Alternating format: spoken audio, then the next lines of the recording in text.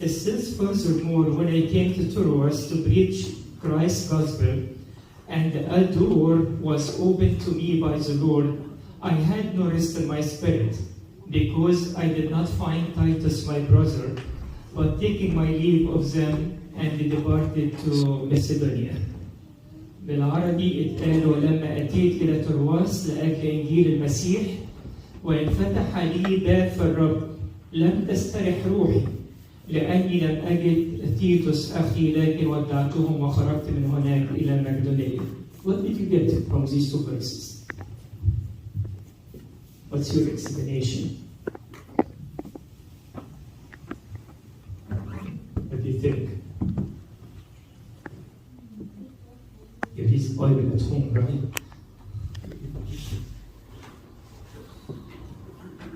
It's not an exam.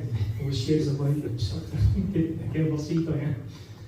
قولوا أي حاجة وبعد كده نشوف صح ولا غلط يعني. إيه اللي حصل؟ بولس الرسول راح ترواس. هناك لقى باب مفتوح لربنا. النفوس عطشانة، ناس نفسها تسمع كلمة ربنا.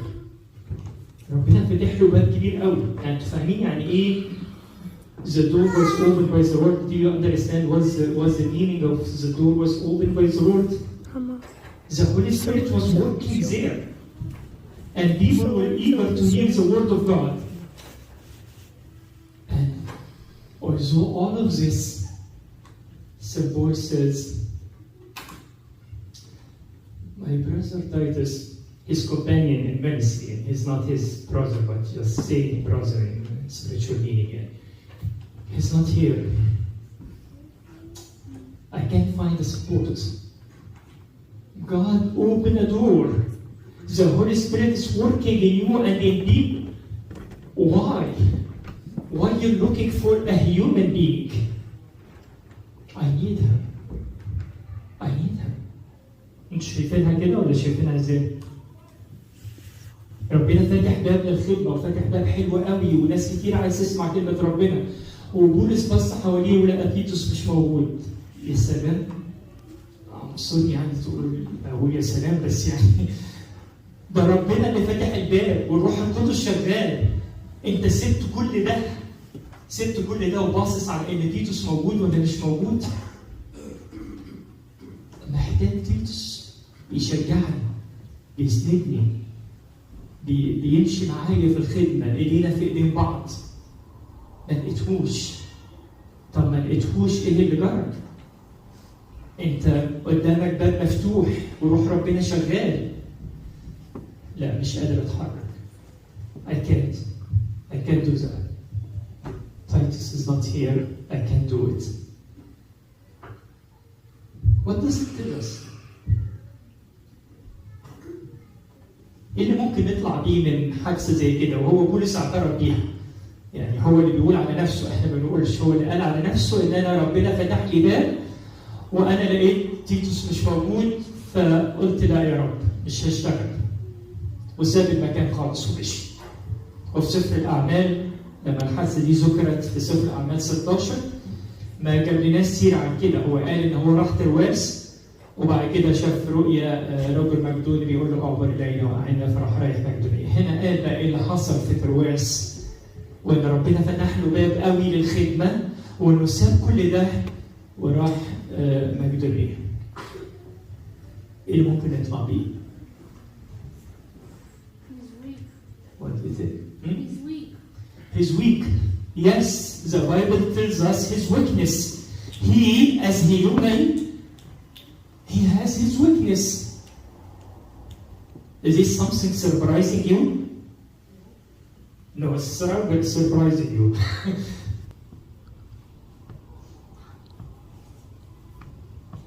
احنا تعلمنا غلط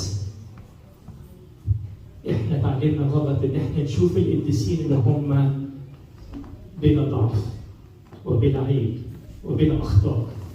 ربنا يدينا كلنا ان احنا نتعلم ان ازاي رجال الكتاب المقدس ونساء الكتاب المقدس عمدا قصد الكتاب ان يقول لنا ضعفاتهم يقول لنا أخطائهم، يقول لنا المواقف اللي كانوا بيتصرفوا بيها بكل إنسانيتهم، من مخاوف، من رعب، من حزن، من عدم قدوم على الخدمة، من اكتئاب أحيانا. كل دوت ذكروا كده على وقت الاكتئاب دي. مرة حد كان منزل جوك كده على الفيس، كاتب بوست يعني ان واحد بيقول انا مكتئب، زمايله اللي معاه في الكنيسه يقولوا له عشان ما تصليش، ما انت لو بتصلي ما كنتش اكتئبت. هو الاكتئاب بيجي الناس اللي ما بتصليش؟ عارفين في وقت من الاوقات، بس عشان معلش هقولها وقت يعني، عارفين في وقت من الاوقات ان كان بولس الرسول في حاله اكتئاب وحشه جدا؟ عارفين دي؟ أنا عامل كتاب في نفس الرسالة، الكروس الثانية بس في الإصحاح الأولاني. قال إنه كان في ضيقات مش قادر يحتملها لدرجة إنه يئس من الحياة. خلي بالكم، اللي عنده اكتئاب مش عايز يخرج، غير اللي عنده اكتئاب بجد اللي يوصل إن تبقى الحياة كلها على بعضها كده إيه؟ ملهاش معنى. عارفين يعني إيه اسم الحياة؟ يعني خلاص هي الدنيا دي لازمتها إيه؟ دي اسم الحياة، مش شايف الحياة أي حاجة تستاهل يعني.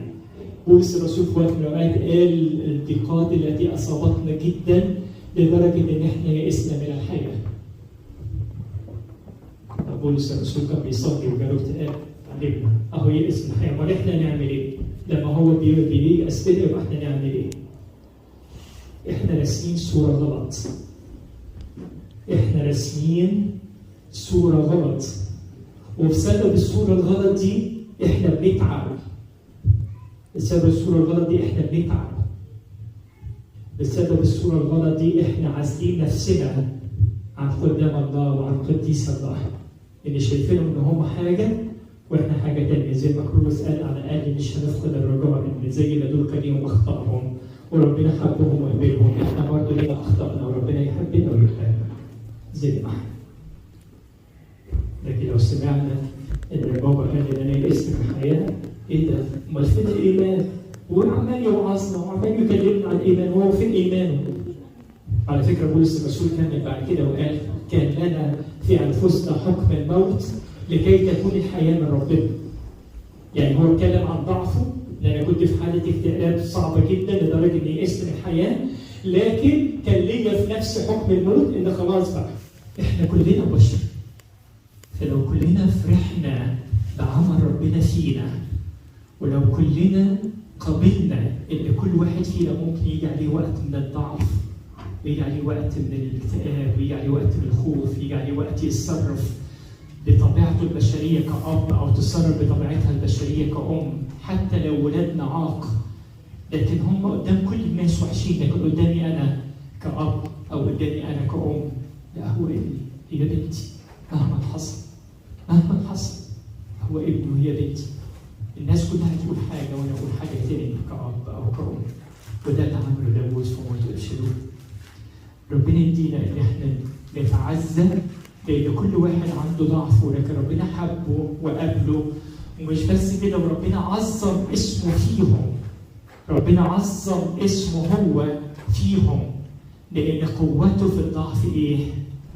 تكمن. قوته في الضعف تكمن. لإلهنا كل مجد وكرامة في الاسم.